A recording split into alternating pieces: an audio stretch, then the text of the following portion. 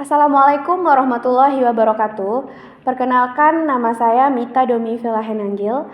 Saya salah seorang dosen di Universitas Negeri Padang. Tepatnya di Fakultas Bahasa dan Seni, Departemen Bahasa dan Sastra Indonesia, dan Prodi S1 Pendidikan Bahasa dan Sastra Indonesia dan Daerah. Video ini saya buat guna melengkapi salah satu syarat kepesertaan Serdos. Video ini terdiri dari dua bagian. Yang pertama, pengenalan mata kuliah, dan nanti ada video pembelajaran. Baiklah, saya langsung saja.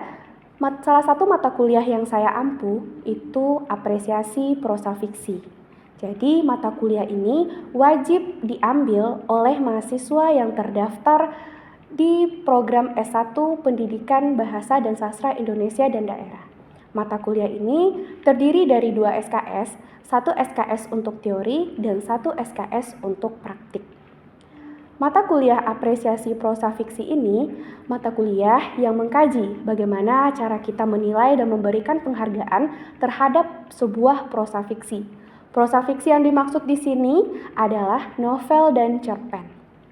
Selain itu, mata kuliah ini juga membahas tentang unsur-unsur yang ada di dalam sebuah karya sastra. Baik itu unsur yang membangun karya sastra dari dalam, atau kita kenal juga dengan unsur intrinsik, atau unsur yang membangun karya sastra dari luar dan dikenal juga dengan nama unsur ekstrinsik. Hal ini guna agar mahasiswa bisa memberikan apresiasinya terhadap sebuah prosa fiksi. Jadi dengan melihat nilai-nilai dan unsur-unsur yang ada dalam sebuah karya sastra, mahasiswa bisa memberikan hasil analisisnya terhadap sebuah karya prosa fiksi. Dan mata kuliah ini juga menjadi langkah awal untuk mahasiswa memahami pendekatan-pendekatan yang digunakan dalam menganalisis sebuah karya sastra. Selanjutnya, capaian pada mata kuliah ini, mahasiswa diharapkan mampu memberikan apresiasinya terhadap sebuah karya prosa fiksi.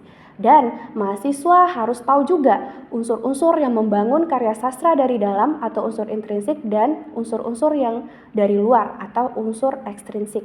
Jadi, mahasiswa tidak hanya memahami teori, tetapi mahasiswa nanti juga mampu menerapkannya ketika melakukan analisis terhadap cerpen atau novel.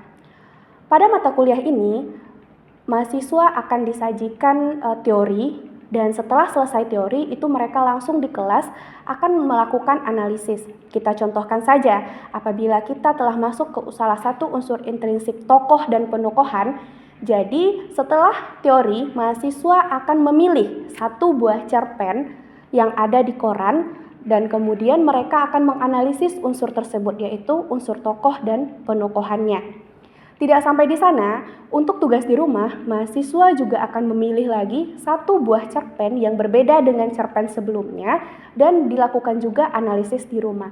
Hal ini agar mahasiswa peka terhadap unsur yang ada di dalam sebuah karya sastra tersebut. Karena semakin sering mahasiswa melakukan analisis, semakin peka indera sensitivitas dari mahasiswa. Kemudian, untuk UTS, mahasiswa akan memilih satu buah buku kumpulan cerpen itu secara individu dan melakukan analisis terhadap cerpen yang ada di dalam kumpulan cerpen tersebut.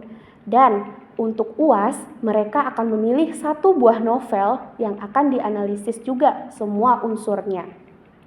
Sementara untuk penilaian pada mata kuliah ini itu sama seperti pada umumnya mata kuliah lain, itu persentasenya tidak hanya UAS dan UTS tetapi juga keaktifan di kelas, kemudian tugas-tugas, serta bagaimana mahasiswa itu bersikap di kelas.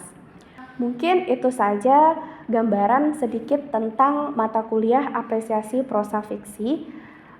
Setelah ini kita akan melanjutkan video pembelajaran di kelas terkait mata kuliah apresiasi prosa fiksi ini. Sebelumnya saya pamit undur diri. Saya sudahi dengan Assalamualaikum warahmatullahi wabarakatuh dan selamat menyaksikan. Assalamualaikum warahmatullahi wabarakatuh. Waalaikumsalam warahmatullahi wabarakatuh. Selamat siang Ananda semuanya. Siang. Nampaknya dari semangatnya sudah makan semua ya? Sudah. Kabarnya hari ini gimana? Ya, sekarang kita bertemu lagi ya di perkuliahan apa? Iya, apresiasi prosa fiksi Indonesia. Tapi sebelum perkuliahan dimulai, seperti biasa, marilah kita berdoa terlebih dahulu. Berdoa berdasarkan agama dan keyakinan masing-masing. Berdoa mulai.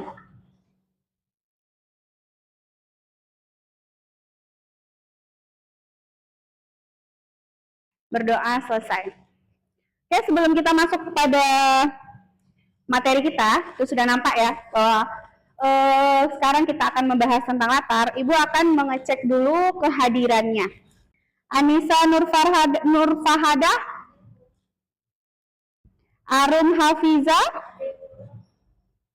Chandra Ostriana. Ya, berarti ada 2 orang yang sakit pada hari ini ya.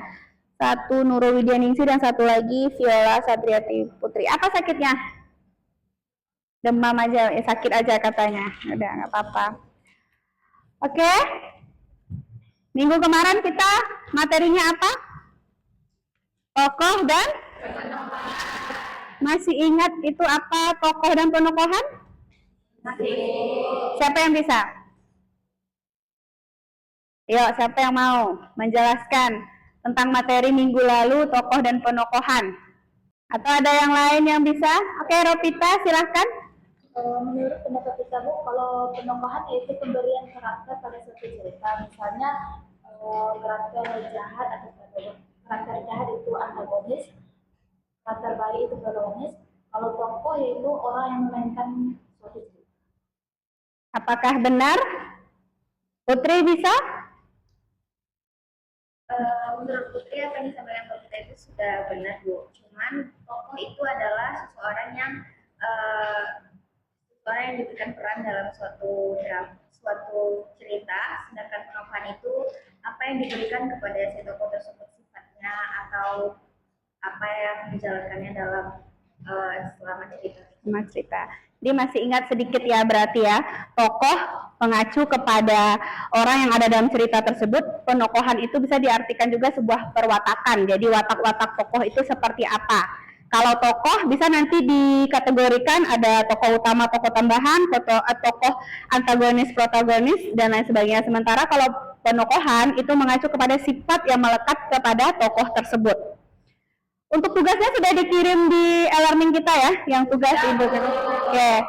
Sekarang kita masuk lagi ke latar. Sebelum Ibu masuk ke latar, kira-kira apa itu latar?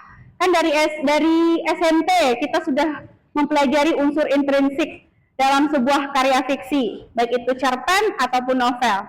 Kira-kira apa itu latar? Oke, Putri silahkan. Latar adalah suatu tempat kejadian atau peristiwa yang ada dalam cerita tersebut. Suatu tempat atau peristiwa yang ada dalam Tempat terjadinya suatu peristiwa atau kejadian dalam cerita tersebut. Oke, ada yang lain yang bisa menambahkan? Sulistya? Menurut saya latar itu tempat terjadinya di tempat di sebuah cerita, Bu. Tempat sebuah cerita. Tempat yang ada di dalam cerita. Tempat yang ada dalam sebuah cerita. Oke, selanjutnya Efesus bisa?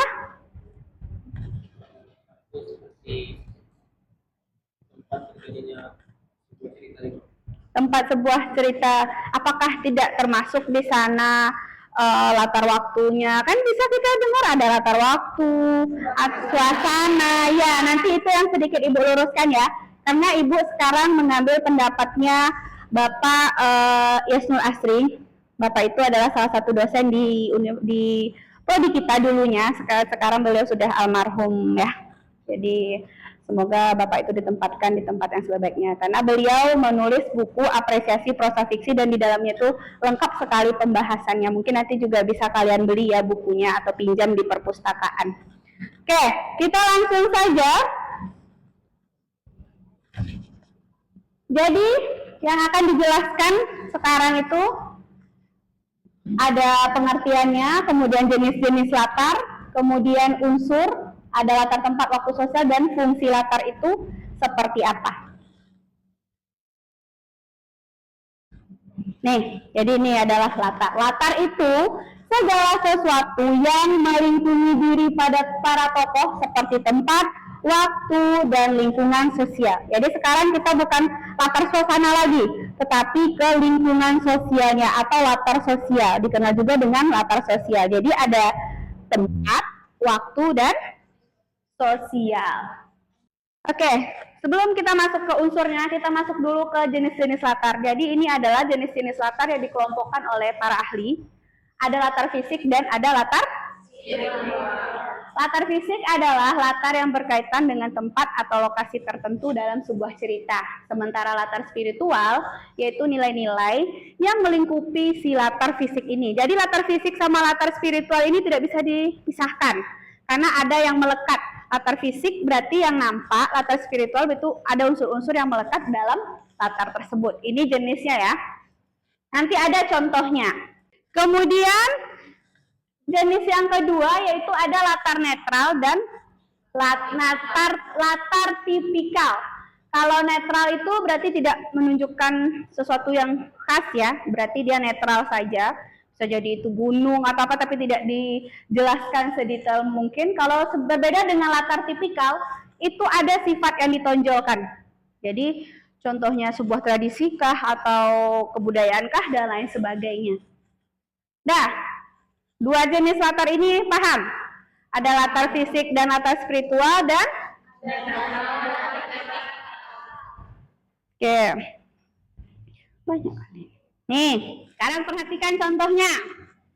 Contoh yang pertama, kok seperti ini ya, sebentar.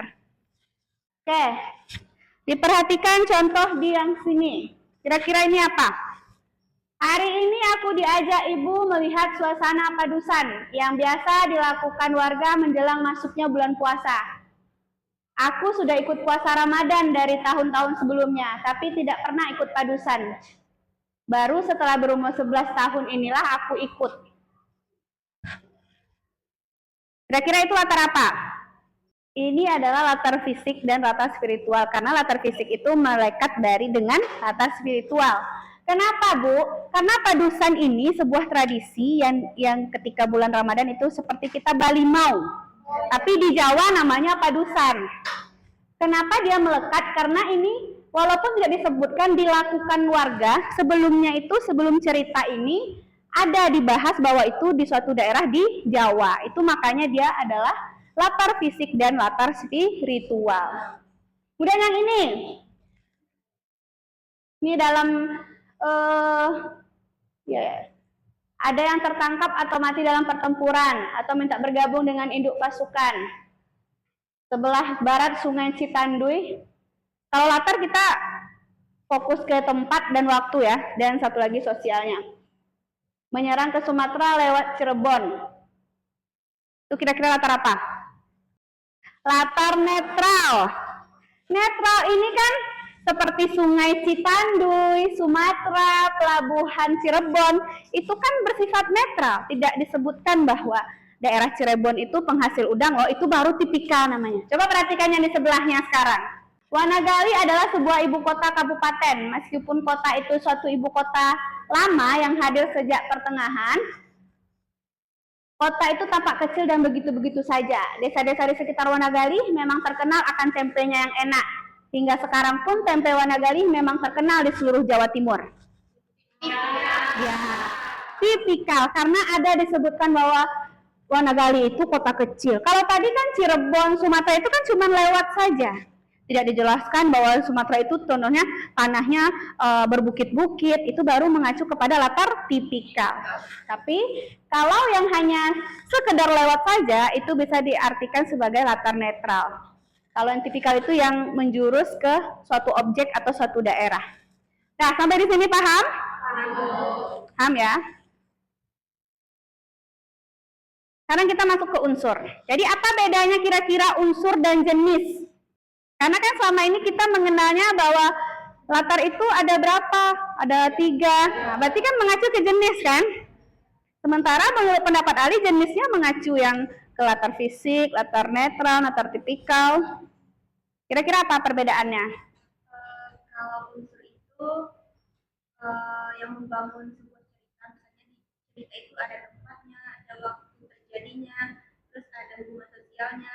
Hmm. Sedangkan jenis itu bentuk-bentuk dari latar, yaitu ada latar fisiknya, spiritual, netral, dan tipikal.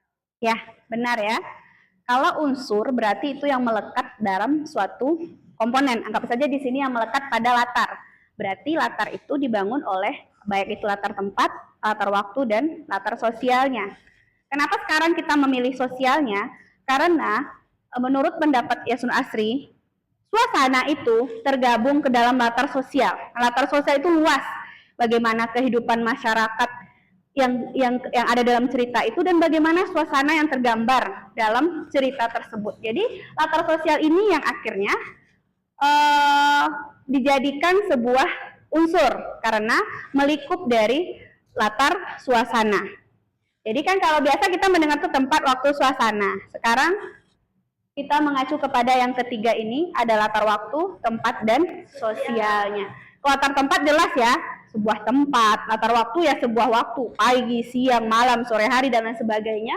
Kalau latar sosial ini yang membutuhkan analisis kita melihat bagaimana kehidupan sosial tercermin, bagaimana suasana yang tergambar, itu yang akan, karena kehidupan sosial pasti ada suasananya. Seperti apa suasananya? Apakah suasananya itu kesenjangan antara miskin dan kaya? Kan suasana itu tidak melulu tentang perasaan ya. Itu bisa juga terhadap masalah-masalah yang ada dalam masyarakat. Nah, sampai di sini ada yang mau ditanyakan? Paham berarti ya? Oke. Dan selanjutnya itu ada fungsi latar. Kalau fungsi latar itu untuk metafora. Metafora di sini maksudnya untuk perumpamaan di suatu daerah. Contohnya, tapi apakah benar-benar terjadi di daerah itu? Itu tidak. Itu sudah bermain imajinasi pengarang. Hilang dia ya, apa? Imajinasi pengarang.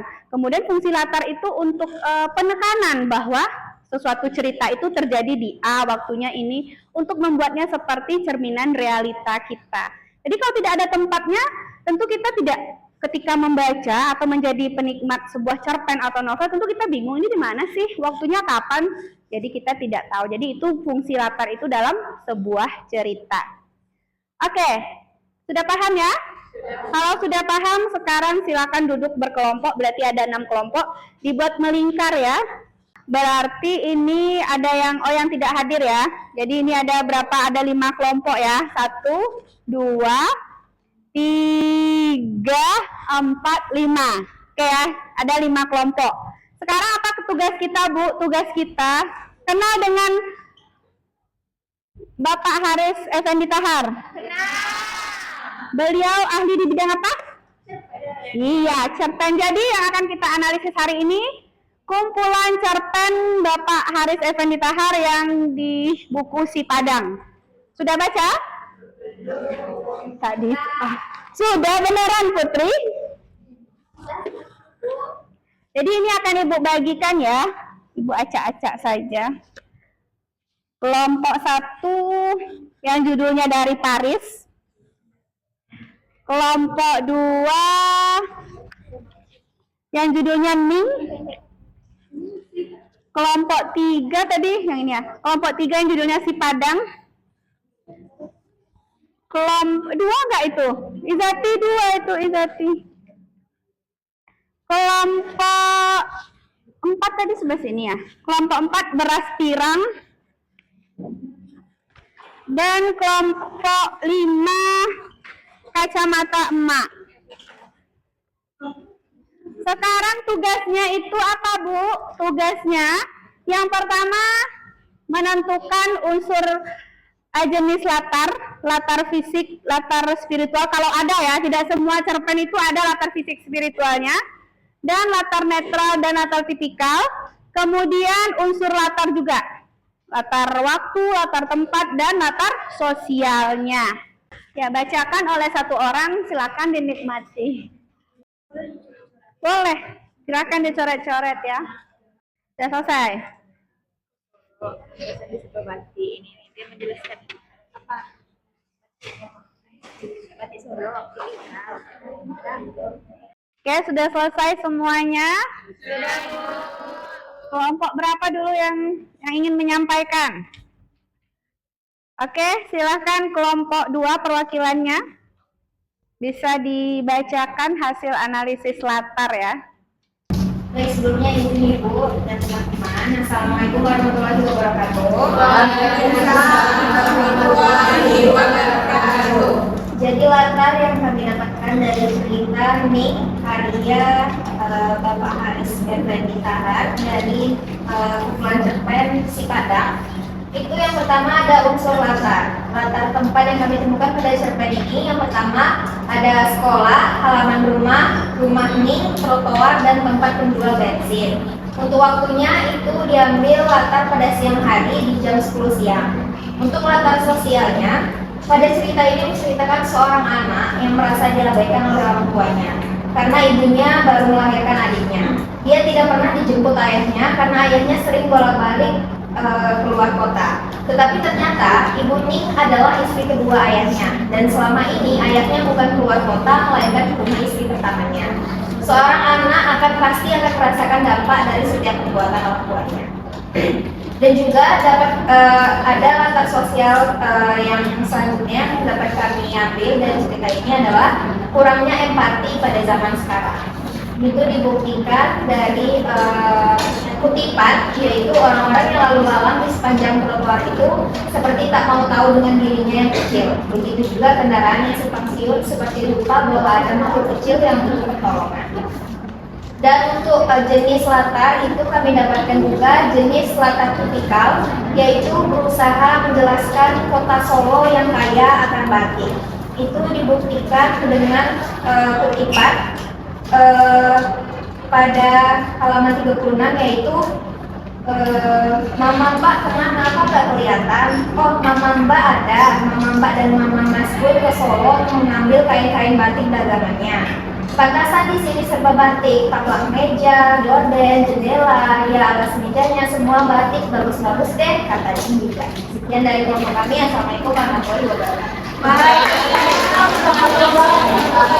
Berarti latar fisik spiritual nggak ada ditemukan ya? Oke, lanjut kelompok siapa mana lagi yang bersedia untuk menyampaikan hasil diskusinya? Baik, assalamualaikum warahmatullahi wabarakatuh. Waalaikumsalam warahmatullahi wabarakatuh.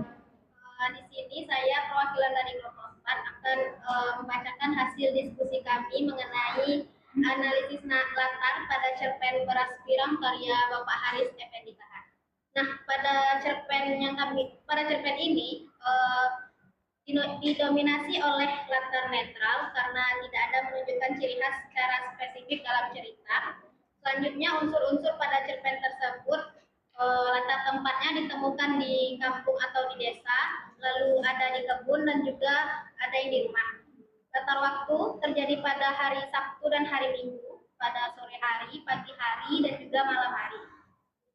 Mengenai latar sosial, cerpen ini berisi suasana yang beragam, namun didominasi oleh kekaguman oleh si orang tua yang si miskin dalam mendidik anaknya dibandingkan cara mendidik orang tua yang kaya. Secara keseluruhan, cerpen ini mengandung cerita mengenai cara yang berbeda oleh orang tua miskin dan orang tua yang kaya dalam mendidik anaknya. Sekian yang dapat saya sampaikan. Terima kasih. Wassalamualaikum warahmatullahi wabarakatuh. Waalaikumsalam warahmatullahi wabarakatuh. Berarti latar tipikal nggak ada ditemukan? Latar fisik spiritual juga nggak ada ya? Ya karena tidak semua cerita ada latar seperti itu ya. Baik, saya perwakilan dari kelompok 1 akan membacakan analisis cerpen dari Paris. Adapun latar yang kami temukan, yang pertama itu jenis latar fisik, yaitu berupa netral dan unsur latar tempat. Dapat dikutip dalam cerita tersebut, yaitu anak perempuannya yang sulung sudah lama bermukim di Arab bersama suami dan anak-anaknya. Yang kedua itu unsur latar waktu. Wesel itu dikantonginya berminggu-minggu sampai orang-orang di warung kopi jalur tempatnya makan. Unsur latar waktu yaitu dapat berupa sore dan malam, siang, dan waktu maghrib. Kata tepatnya yaitu di Arab di warung kopi Jalil. Dan latar sosial yaitu menceritakan tentang gaji seorang guru yang tidak cukup untuk memenuhi kebutuhan keluarga. Keluarga. Terus latar ininya ada tidak? Latar tipikal? Nggak ada. Latar tipikal nggak ada ya. Berarti latar netral ada ya. Latar netral kan latar yang biasa saja, tempat-tempat terjadinya. Oke, sudah selesai? Oke, berikan tepuk tangan untuk kelompok. Oke, perhatian dulu ke depan semuanya. Berarti Ibu lihat tadi dari presentasi kelompok itu memang kalau latar ini sesuatu yang sangat mudah lah untuk dipahami, menentukan latar tempat, latar waktu, ataupun latar sosial yang ada dalam sebuah cerita. Berbeda dengan alur ataupun tokoh dan penokohan, itu membutuhkan waktu yang lama dan analisis yang tajam. Tapi tetap saja latar merupakan bagian dari unsur intrinsik dari sebuah karya prosa fiksi. Ingat, prosa fiksi itu terdiri dari cerpen dan novel. Jadi karya prosa fiksi itu dua, cerpen dan novel. Jadi untuk mempertajam analisis kita terhadap sebuah unsur itu dibutuhkan kepekaan. Kepekaan ini bagaimana menimbulkannya, Bu? Dengan terus berlatih menganalisis unsur-unsur intrinsik yang ada dalam sebuah karya sastra, apapun unsurnya. Dan untuk menambah kepekaan ini, Ibu sudah mengirimkan di grup kelas kita itu link kumpulan cerpen dari Kompas yang nanti kalian silakan pilih satu orang satu cerpen yang akan dianalisis di rumah, dan itu harus berbeda masing-masingnya ya, jangan sampai ada yang sama. Itu yang dianalisis hanya satu, yaitu unsur dari latar. Berarti ada 3 jenisnya, tempat, waktu, dan suasana. Unsur yang lain nanti mengikut ke yang lain. Oke, sampai di sini ada yang mau ditanyakan? Sudah paham dengan latar ya? Ada berapa unsur latar? 3. Yang pertama? Ya, jangan suasana lagi ya, tapi sosial. Oke, jadi kalau jenis latar ada berapa? 4. Apa-apa saja?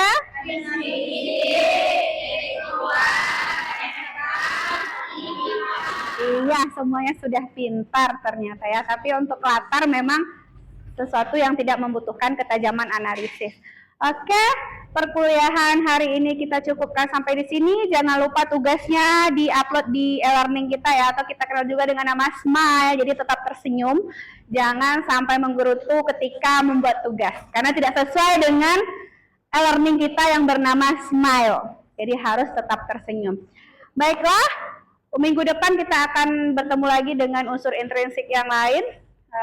Kalian akan sering menganalisis cerpen-cerpen ataupun novel. Nanti di tugas akhir kita novel ya. Kalau untuk UTS kita kumpulan cerpen, tapi kalau di UAS kita akan membahas novel, unsur intrinsik dari novel. Ya, tidak ada pertanyaan lagi kan? Tidak. Oke, perkuliahan Ibu cukupkan sampai di sini. Kalau ada salah kata Ibu mohon maaf. Ibu sudahi dengan Assalamualaikum warahmatullahi wabarakatuh.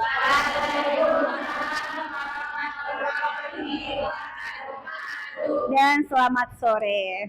Oke, dadah.